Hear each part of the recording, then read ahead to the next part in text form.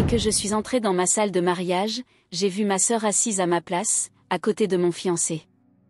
Ma mère m'a saisie par le bras et a chuchoté.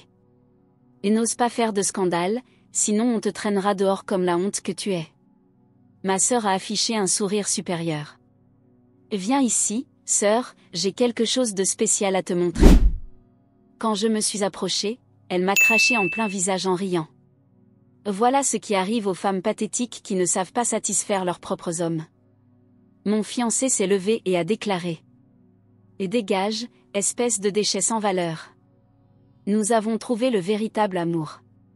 Toute la salle a éclaté de rire, et les téléphones filmaient mon humiliation.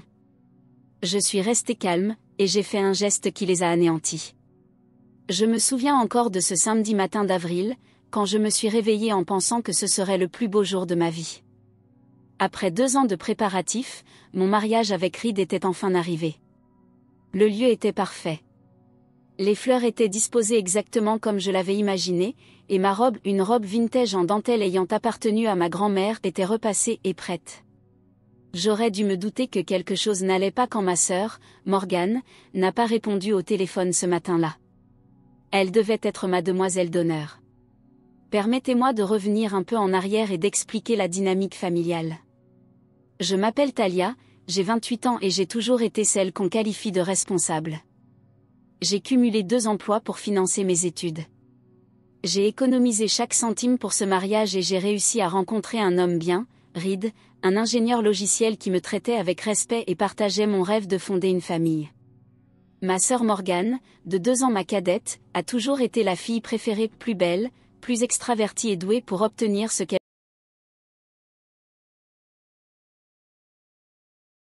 pour elle. En grandissant, je voyais Morgane avoir tout ce qu'elle voulait, les plus belles fêtes d'anniversaire, les vêtements les plus élégants. Quand j'ai commencé à sortir avec Reed, il y a 3 ans, Morgane a fait plusieurs remarques insinuant qu'elle pourrait trouver mieux et que Reed s'était contenté de moi.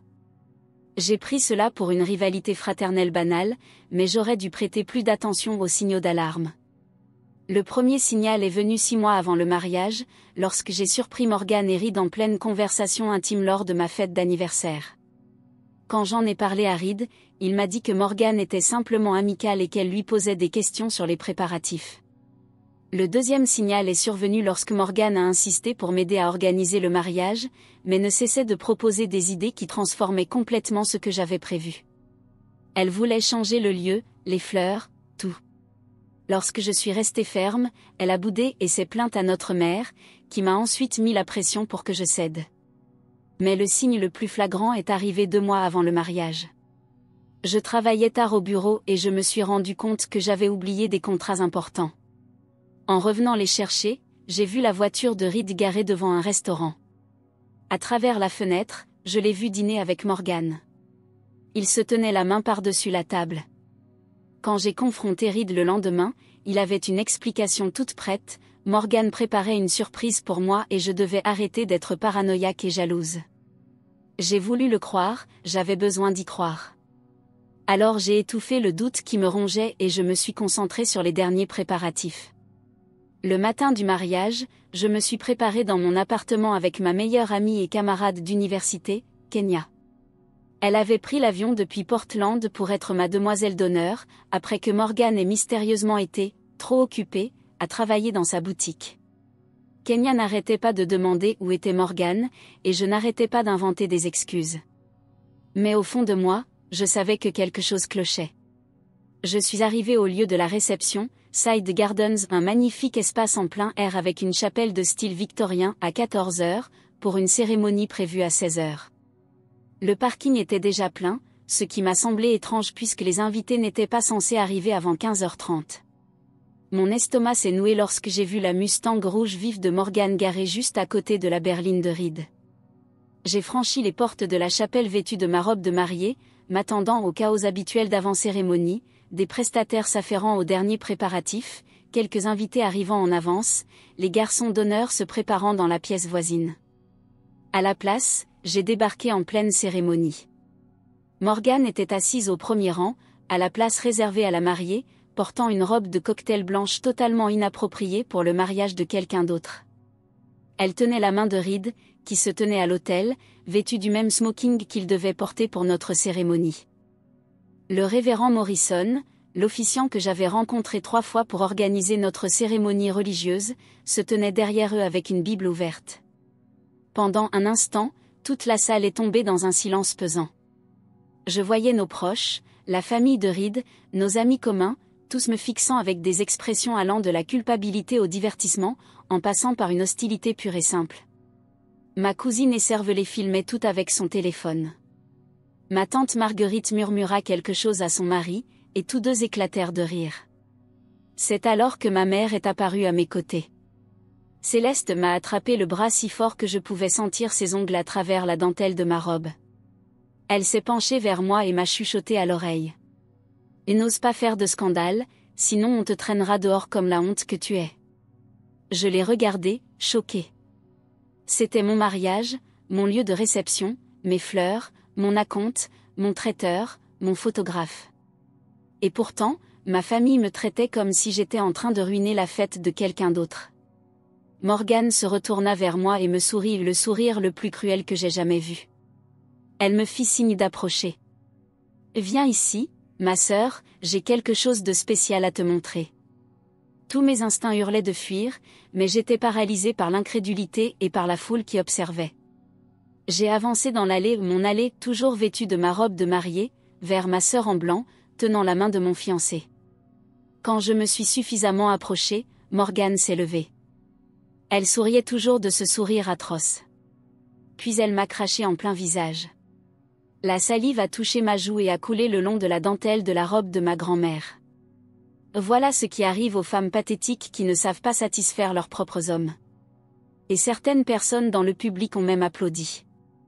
Je suis restée là, avec de la salive sur le visage, dans ma robe de mariée, tandis que ma sœur se rasseyait et reprenait la main de Reed.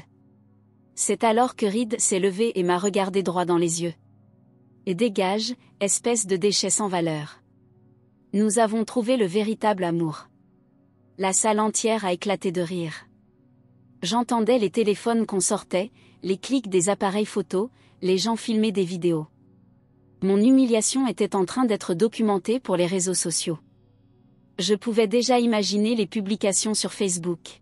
« T'as vu ce qui s'est passé au mariage de Talia ? Morgane et Reed sont trop parfaits ensemble. Talia l'a bien mérité. » Ma tante Marguerite a crié. Enfin, Reed a retrouvé la raison. Mon cousin Wesley a lancé. Morgane est carrément plus canonne. Même le propre frère de Reed, Dylan, riait en secouant la tête, comme si c'était le meilleur divertissement qu'il avait eu de toute l'année. Mais voilà ce que c'est, être humilié devant tout ce que vous connaissez. Ça rend tout clair. Là, debout, avec de la salive sur le visage, voyant s'effondrer tout ce que je croyais important, j'ai compris que je n'avais plus rien à perdre.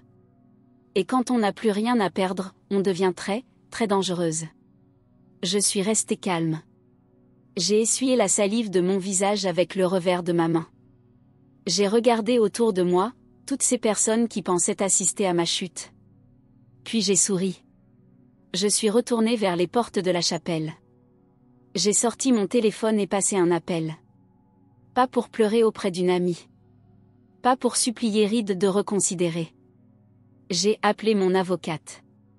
Mais avant de parler de cet appel, laissez-moi vous expliquer comment j'en suis arrivée là. Parce que pendant que tout le monde riait de ce qu'il pensait être ma chute, il n'avait aucune idée que je me préparais à ce scénario précis depuis 2 mois.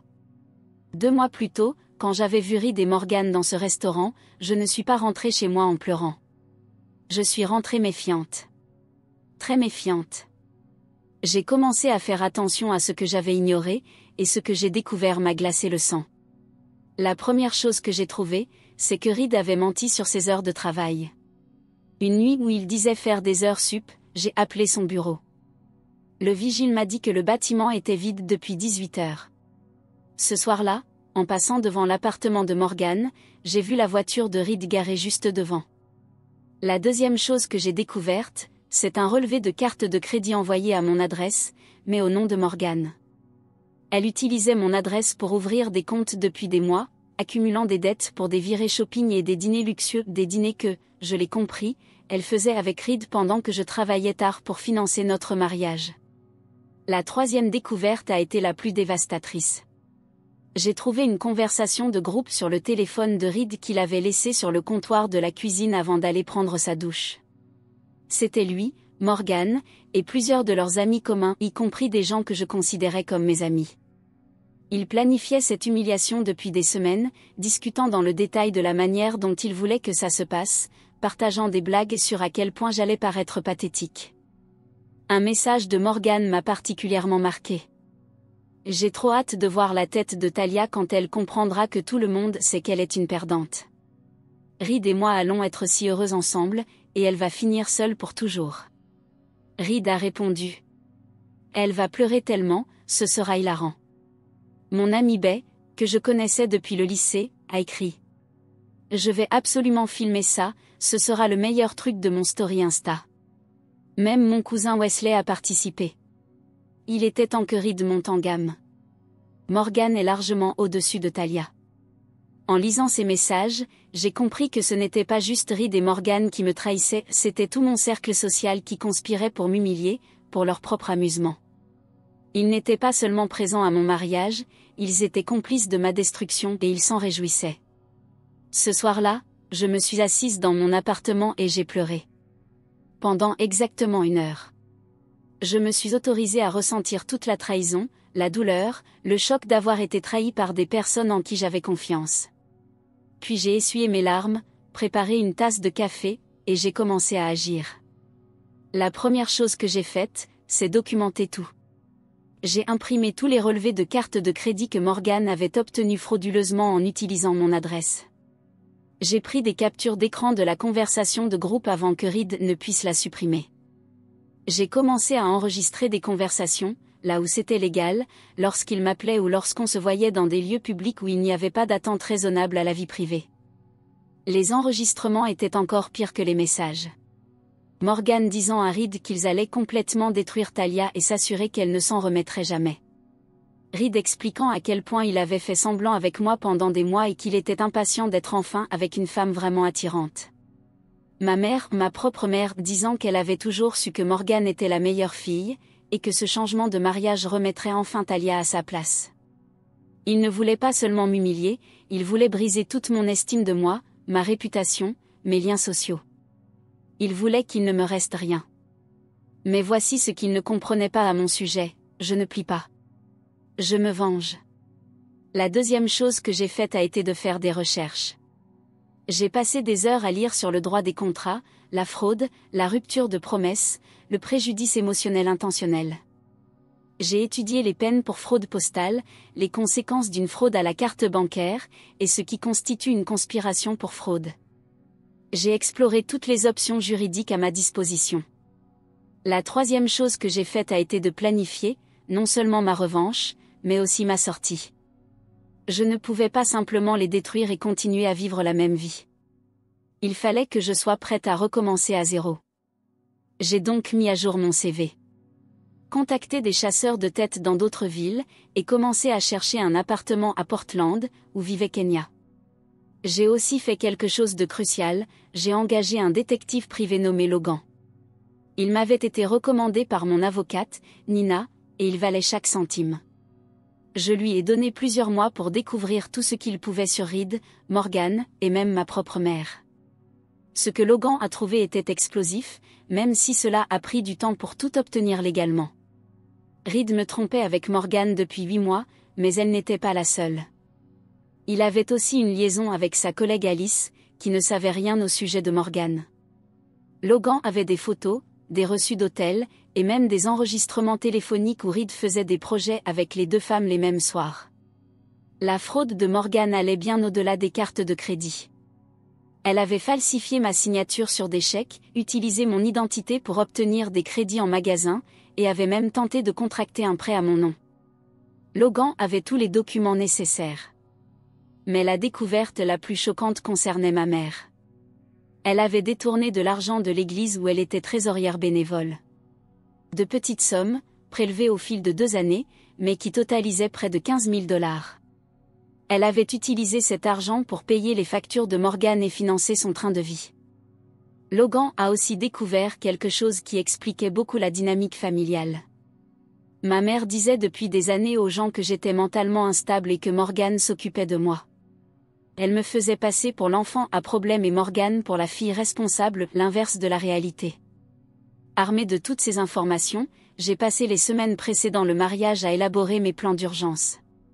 J'ai préparé les documents pour donner un préavis de 30 jours pour rompre le bail partagé avec Reed. J'ai rassemblé des documents pour porter plainte auprès des autorités compétentes. J'ai préparé les formulaires permettant d'annuler légalement le mariage. J'ai même engagé des agents de sécurité supplémentaires pour le lieu de réception, en expliquant que j'étais préoccupée par la présence possible d'invités indésirables. La veille du mariage, j'ai eu une dernière conversation avec Kenya. Elle était arrivée plus tôt et avait senti que quelque chose n'allait pas, même si je ne lui avais pas encore tout révélé. « Talia, m'a-t-elle dit, tu ne ressembles pas à une femme qui va se marier demain. Tu ressembles à une femme qui se prépare pour une guerre. » Je lui ai souri. « Tu ne te trompes pas. Tu veux savoir ce qui se passe vraiment ?» J'ai hésité une seconde, puis j'ai secoué la tête. « Demain, tu vas voir quelque chose qui risque de te choquer, mais j'ai besoin que tu me fasses confiance, d'accord ?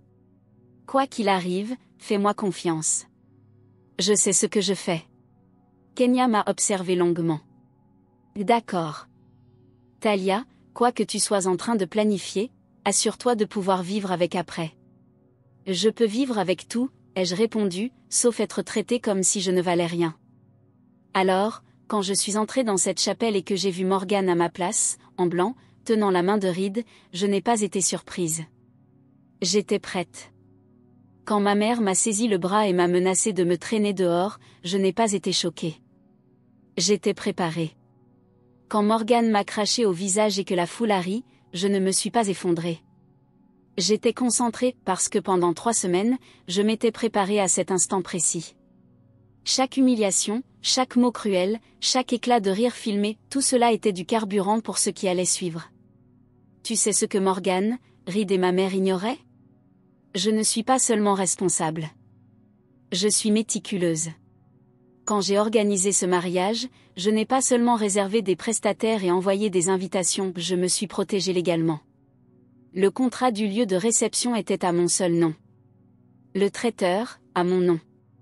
Le photographe, les fleurs, la musique, l'alcool, tout était à mon nom. J'ai tout payé de ma poche, et j'ai insisté pour que les contrats me donnent un contrôle total. Mon avocate, Nina Tran, a décroché au 2e appel. Je l'avais déjà engagée pour l'achat de mon appartement 2 ans plus tôt, et elle était affûtée comme une lame. Et Nina, c'est Talia. J'ai besoin que tu passes quelques appels immédiatement. Pendant que je parlais au téléphone, j'entendis Morgane derrière moi dire à tout le monde d'ignorer la folle et que la vraie cérémonie devait continuer. Elle ordonnait au photographe de commencer à prendre des photos d'elle et de Reed. Ce qu'elle ne comprenait pas, c'est que, sans autorisation légale ni contrat à son nom, aucun des prestataires n'avait l'obligation de lui obéir. Nina a agi vite. En 15 minutes, mon téléphone vibrait avec des confirmations.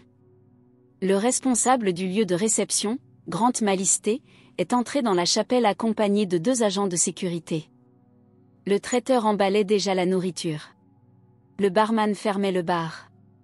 Le photographe rangeait son matériel. « Excusez-moi, » annonça Grant à l'assemblée, « je dois vous demander de quitter immédiatement le lieu de la réception. » La titulaire du contrat a annulé l'événement prévu aujourd'hui. Morgane se leva, le visage rouge de rage. « Vous ne pouvez pas faire ça, c'est mon mariage maintenant. » Grant consulta ses papiers. « Mademoiselle, selon nos registres, Mademoiselle Talia Whitman est la seule titulaire du contrat et la seule autorisée à prendre des décisions concernant cet événement.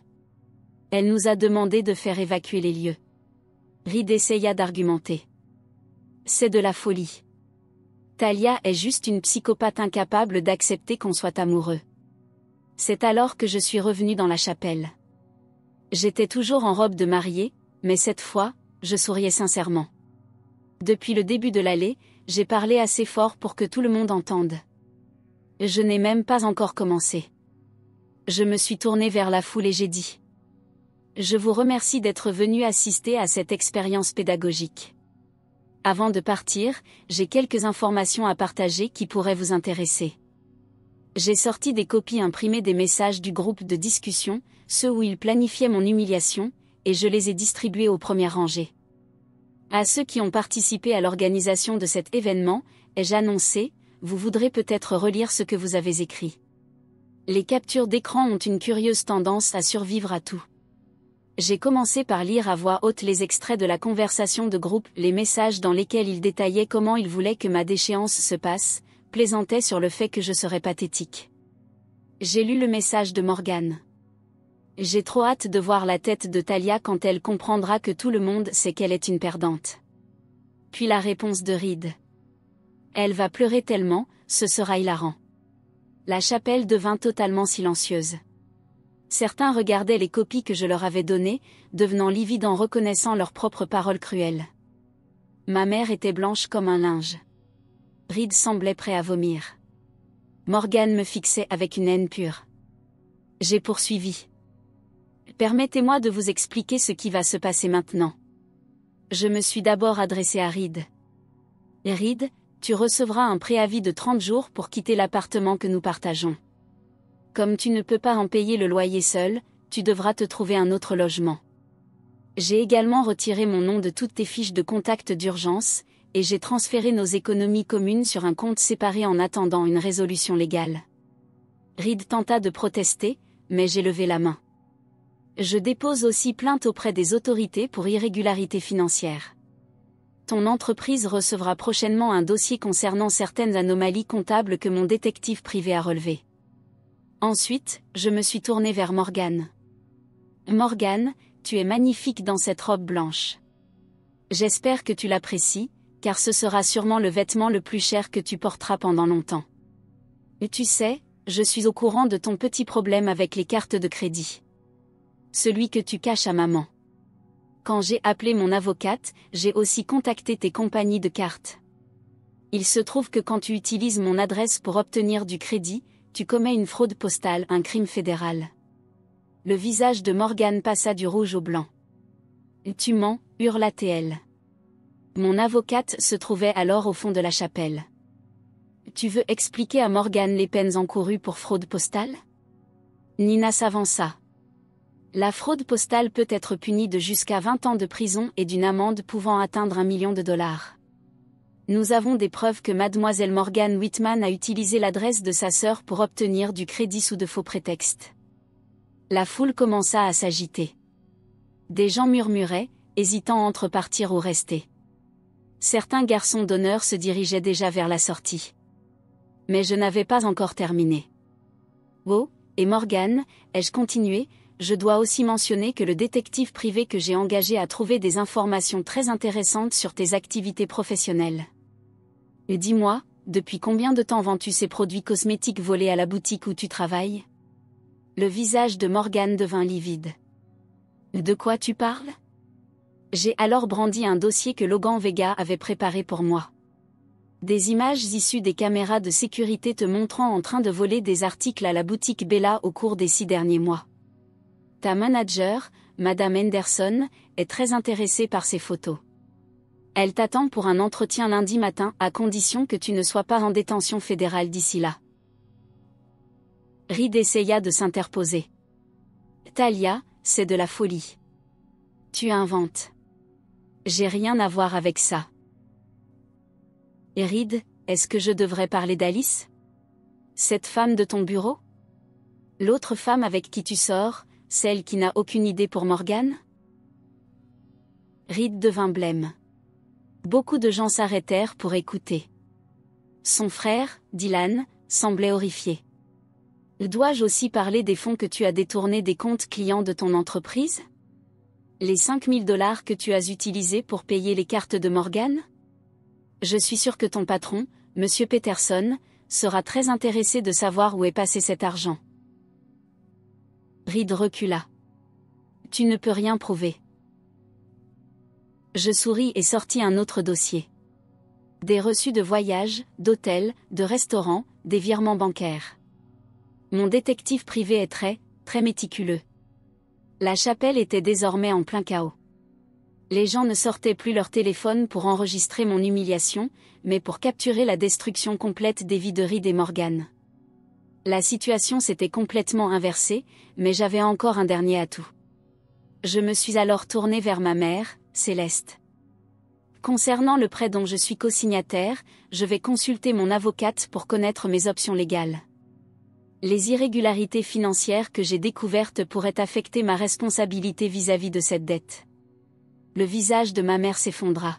« Talia, je t'en supplie, tu ne peux pas me faire ça. Je suis ta mère. » « Vraiment ?» ai-je demandé. Parce qu'une mère ne conspirerait pas avec une fille pour humilier l'autre. Une mère ne traiterait pas sa propre enfant d'inutile et de pathétique. Une mère ne volerait pas l'église pour entretenir le style de vie de sa fille préférée. Un murmure parcourut la chapelle, audible comme un souffle collectif. Plusieurs membres âgés de l'église présents acquiescèrent. « C'est vrai », continuai-je. « Madame Harmon, Madame Williams, Monsieur Chen, vous tous avez confié à ma mère la trésorerie de votre église. Elle vous vole depuis 2 ans. Un total de 15 000 $. Le bureau du procureur a montré un grand intérêt pour les preuves que je leur ai fournies. » Ma mère s'effondra sur une chaise. « Comment as-tu pu ?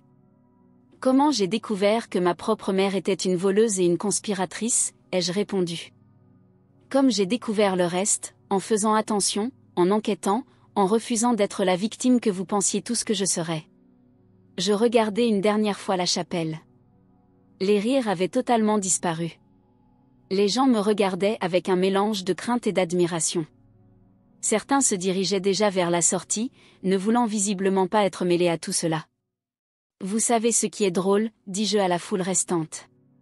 Vous êtes venus ici pour me voir briser. Vous avez sorti vos caméras. Préparez vos publications sur les réseaux sociaux. Vous étiez prêts à partager mon humiliation avec le monde. Mais à la place, vous avez vu quelque chose de bien plus intéressant. Vous avez vu ce qui se passe quand quelqu'un qui a été sous-estimé toute sa vie décide enfin de se défendre. » Je fis une pause et regardai droit Morgan, qui pleurait maintenant, serrant le bras de Reed. « Morgan, tu m'as demandé si j'avais quelque chose à dire sur toi et Reed qui avait trouvé le grand amour. J'ai quelque chose à dire, oui. Vous allez découvrir que le véritable amour ne consiste pas à détruire quelqu'un pour obtenir ce que vous voulez. Le véritable amour ne repose ni sur la fraude, ni sur le vol, ni sur la manipulation. Ce que vous avez, toi et Reed, ce n'est pas de l'amour, c'est un mélange d'égoïsme et de cruauté. Et ce genre de relation se détruit tout seul. » Reed tenta un dernier geste désespéré. « Talia, je t'en supplie, on peut réparer ça. J'ai fait une erreur. Je t'aime, pas elle. » La bouche de ma mère s'ouvrit. « Tu ne peux pas faire ça. Je vais perdre la maison. »« Tu aurais dû y penser avant d'aider à humilier ta propre fille, » répondis-je. « Mais ne t'inquiète pas, je suis sûre que Morgan pourra t'aider. »« Ah non, j'oubliais, elle va devoir faire face à des accusations fédérales. » La chapelle était en tumulte. Les gens essayaient de sortir, mais beaucoup restaient par curiosité, attendant de voir quelles autres révélations allaient éclater. Les agents de sécurité que j'avais engagés veillaient à une sortie ordonnée, mais ne confisquaient aucun téléphone, ce serait illégal et impossible à faire respecter. Reed tenta une dernière fois. « Talia, je t'en supplie, on peut arranger ça. J'ai fait une erreur. Je ne t'aime pas. J'aime elle. » Je le regardai longuement, puis me mis à rire sincèrement, pour la première fois depuis des mois. « Reed, dis-je, tu crois que tout ça, c'était pour toi? Que j'ai fait tout ça parce que mon cœur est brisé après t'avoir perdu? » Je secouai la tête. « Mon cher, tu m'as rendu le plus grand service de ma vie. Tu m'as montré exactement qui tu étais avant que je commette l'erreur de m'attacher légalement à toi. » Je jetai un dernier regard à la chapelle. Vous pensiez tous me voir détruite aujourd'hui. À la place, vous m'avez vu me libérer. Je me retournai pour partir, mais m'arrêtai à la porte. Ah, et encore une chose, Morgan, cette robe blanche que tu portes, c'est en fait ma robe de mariée de secours. Je l'ai fait ajuster pour qu'elle taille parfaitement. J'ai tout planifié depuis 3 semaines, depuis le dîner où je vous ai vus ensemble. Le crachat sur mon visage? C'était juste la confirmation que tu es aussi abjecte que je le pensais. Un silence écrasant tomba sur la pièce. Je suis sortie, montée dans ma voiture, et me suis dirigée vers l'hôtel de Kenya. Elle m'attendait dans le hall avec une bouteille de champagne et un grand sourire. « Alors ?» demanda-t-elle. « Mieux que dans mes rêves les plus fous », répondis-je. Les conséquences furent encore plus satisfaisantes que la confrontation elle-même. En moins d'un mois, Reed reçut un préavis d'expulsion et fut officiellement notifié des irrégularités financières. Morgan fut contactée par les enquêteurs fédéraux pour fraude postale. Il s'avéra qu'elle utilisait mon adresse pour bien plus que des cartes de crédit. La situation financière de ma mère devint intenable lorsque je retirai légalement ma responsabilité de cosignataire. Elle dut vendre sa maison et partit vivre chez sa sœur dans l'Ohio. Mais bien d'autres choses se produisirent dans les semaines qui suivirent ce que l'on commença à appeler « la revanche du mariage », une histoire qui fit le tour du monde. La première chute fut celle de Reed. Lorsque son patron, M. Peterson, reçut les preuves des irrégularités, Reed fut suspendu. Finalement, l'entreprise porta plainte contre lui pour détournement de fonds. Il se retrouva non seulement au chômage, mais aussi sous le coup de poursuites judiciaires. Puis ce fut l'effondrement progressif de Morgan. Le magasin où elle travaillait lança une enquête interne après des signalements anonymes concernant des anomalies de stock. L'enquête fédérale sur la fraude postale prit des mois à se consolider, mais Morgan fut officiellement inculpée. Elle fit aussi face à des accusations de vol au détail, d'usurpation d'identité et de complot en vue de commettre une fraude. Mais l'impact le plus dramatique concerna ma mère. Lorsque le conseil de l'Église reçut les preuves des irrégularités financières, il lança un audit complet. Ce qu'ils découvrirent choqua même moi. Ma mère ne se contentait pas de petits montants. Le système de détournement avait duré des années. Le scandale détruisit ce qu'il restait de la réputation de ma famille dans notre petite ville. Le journal local publia l'histoire avec pour titre « Le fruit pourri d'un mariage expose une famille locale ». La photo de la fiche policière de ma mère fit la une. Dans les 2 semaines suivant ce mariage qui n'a jamais eu lieu, je reçus des appels de personnes que je n'avais pas entendues depuis des années. Soudain, tout le monde voulait me raconter ses propres histoires sur Reed, Morgan et ma mère. C'était comme si ma vengeance publique avait donné à d'autres la permission de parler des choses qu'ils avaient vues, mais jamais osé dénoncer. Mon amie de lycée, Michelle, m'appela pour dire qu'elle avait vu Reed avec Morgan dans un motel 6 mois plus tôt, mais ne savait pas comment me le dire. Ma voisine, Madame Garcia, me raconta qu'elle avait vu Morgan entrer et sortir de mon appartement en mon absence, avec ce qui devait être une clé que Reed lui avait donnée. Même mon père, divorcé de ma mère depuis 10 ans, me contacta pour me dire qu'il soupçonnait depuis longtemps qu'elle volait l'église, mais n'avait jamais pu le prouver. L'appel le plus surprenant vint d'Alice Body, collègue de Reed et son autre partenaire. Elle avait entendu parler de l'incident du mariage par des amis communs et voulait me remercier d'avoir révélé les mensonges de Reed. Il lui avait raconté qu'il était célibataire et que j'étais juste une ex-petite amie folle qui le harcelait. Il m'a complètement manipulée, dit Alice. Je pensais que tu étais cette femme psychopathe qui refusait de le lâcher. Je n'avais aucune idée qu'il était fiancé avec toi et qu'il nous trompait toutes les deux avec sa sœur. Ce que tu as fait est courageux, Talia. Tu m'as empêché de faire la même erreur. Mais les conséquences les plus satisfaisantes ont été de voir le parfait amour de Morgan et Reed s'effondrer de façon spectaculaire. Sans moi comme ennemie commune pour les souder, leur relation n'a pas tenu un mois. Tout a commencé lorsque Morgan a réalisé que Reed était fauché. Après avoir perdu son emploi et accumulé des frais juridiques, il n'était plus capable d'assurer le mode de vie qu'il lui avait promis. Elle s'attendait à vivre dans un bel appartement avec lui, peut-être même acheter une maison plus tard. À la place, il vivait dans sa chambre d'enfant chez ses parents, travaillant à temps partiel dans une supérette. Morgan, de son côté, faisait face à sa propre ruine financière. Avec les accusations criminelles qui s'accumulaient et les frais d'avocat qui montaient en flèche, elle ne pouvait plus payer son loyer. Elle a dû retourner vivre avec ma mère dans l'Ohio, où toutes deux occupaient des emplois au salaire minimum et partageaient un petit appartement de 2 pièces. Kenya, qui était restée en contact avec certains de nos amis communs, me tenait informée du drame.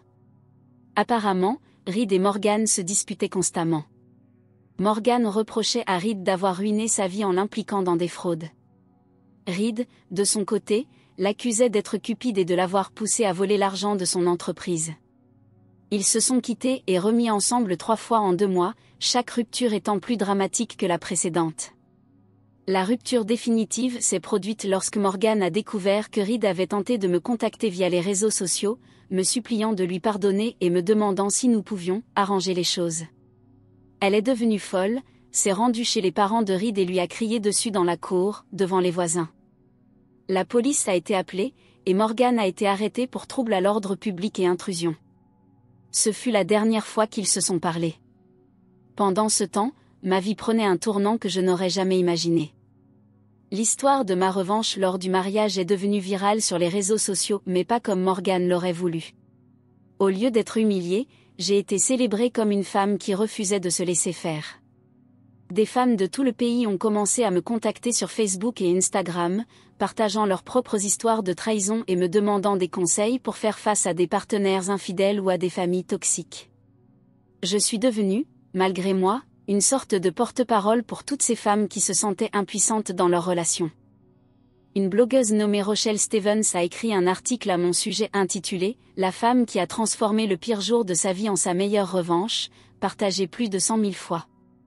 Un podcast appelé « Trahi mais pas brisé » m'a interviewé sur mon expérience. Plusieurs magazines m'ont contacté pour que je raconte mon histoire, mais le plus incroyable a été ce qui s'est passé au niveau professionnel. 2 semaines après le mariage annulé, j'ai reçu un appel de Wesley Kim, le photographe de mariage que j'avais engagé. Il avait tout documenté ce jour-là, y compris ma revanche, parce qu'il était tellement choqué par ce que faisaient Morgan et Reed. Il m'a demandé la permission d'utiliser les photos dans son portfolio comme exemple de mariage non conventionnel. Ces photos sont devenues virales non pas pour l'humiliation que Morgan espérait exposer, mais pour les images de moi, digne, souriante, reprenant le contrôle de ma propre histoire. Le récit s'est propagé sur les réseaux sociaux, mais cette fois, j'étais l'héroïne. Des femmes de partout m'ont contacté pour partager leurs propres histoires de trahison et de revanche. Un agent littéraire m'a proposé d'écrire un livre. Un producteur télé voulait acheter les droits de mon histoire. Soudain, je n'étais plus la femme pathétique incapable de satisfaire son homme. J'étais la femme qui avait refusé de se faire détruire par des gens qui ne la méritaient pas. 6 mois plus tard, j'ai déménagé à Portland pour me rapprocher de Kenya. J'ai commencé un nouvel emploi dans une entreprise de technologie, avec un salaire plus élevé que jamais. J'ai acheté une maison avec vue sur les montagnes. J'ai adopté un chien nommé Justice, qui m'accueille chaque jour comme si j'étais la personne la plus importante au monde. Reed est retourné vivre chez ses parents après son expulsion. La dernière nouvelle que j'ai eue, il travaillait dans un centre d'appel et conduisait une voiture vieille de 15 ans, incapable d'obtenir une assurance auto à un tarif abordable. Morgan a négocié les accusations fédérales contre elle en acceptant de verser des compensations et d'effectuer des travaux d'intérêt général. Mais il lui faudra au moins une décennie pour rembourser ses dettes. Elle a déménagé dans l'Ohio avec ma mère, où elles travaillent toutes deux dans une boutique de vente au détail arabe. Les membres de la famille qui s'étaient moqués de mon humiliation ont tenté de me recontacter en voyant à quel point ma vie avait pris un tournant positif. Mais je n'avais plus rien à leur dire. J'ai appris que ce n'est pas le sang qui fait une famille, c'est la loyauté. 1 an plus tard, j'ai rencontré quelqu'un de nouveau. Grant. Oui, le même Grant qui gérait la salle ce jour-là m'a invité à prendre un café. Il avait été tellement impressionné par la façon dont j'avais géré la situation qu'il pensait à moi depuis ce jour-là. Nous sommes ensemble depuis 8 mois maintenant, et il me traite comme si j'étais précieuse. Il connaît toute l'histoire et dit que c'est l'une des choses qu'il préfère chez moi, que je ne laisse personne me marcher dessus. Parfois, les gens me demandent si je ressens de la culpabilité pour ce que j'ai fait à Reed, Morgan et ma mère. La réponse est non. Je ne me sens pas coupable de m'être protégée de personnes qui voulaient me détruire pour leur propre amusement. Je ne me sens pas coupable d'avoir eu la force de me battre quand tout le monde s'attendait à ce que je m'effondre. Ce que j'ai fait ce jour-là n'était pas seulement une vengeance, c'était une libération. Je me suis libérée d'une famille qui ne me valorisait pas, d'un fiancé qui ne me respectait pas, et d'une vie construite autour de l'idée de plaire à des gens qui ne seraient jamais satisfaits. La femme qui est entrée dans cette chapelle pour se marier était faible, désireuse de plaire, prête à ignorer tous les signaux d'alerte pour préserver la paix. La femme qui en est sortie était forte, indépendante, et totalement libre des attentes des autres. Ils pensaient me détruire ce jour-là. À la place, ils m'ont libérée. Commentaire Madame Reddit. Cette histoire est la preuve que, même dans les moments les plus sombres, quand tout semble perdu, la force intérieure peut transformer la douleur en puissance. Talia n'a pas seulement affronté des trahisons, des mensonges et des humiliations, elle a utilisé tout cela pour se libérer d'un cycle toxique et reconstruire sa vie avec dignité et courage. C'est un puissant rappel que la véritable revanche ne réside pas dans la destruction de l'autre, mais dans notre propre reconstruction, dans le dépassement de soi et dans la quête d'une vie meilleure. Que cette histoire nous inspire tous à ne jamais abandonner, à nous battre pour le respect et à valoriser notre estime de soi avant tout. Et voilà, c'est ainsi que se termine une autre histoire bouleversante de Reddit. Si vous avez aimé, laissez un like, partagez et abonnez-vous à la chaîne pour plus d'histoires incroyables. Ne manquez pas la prochaine.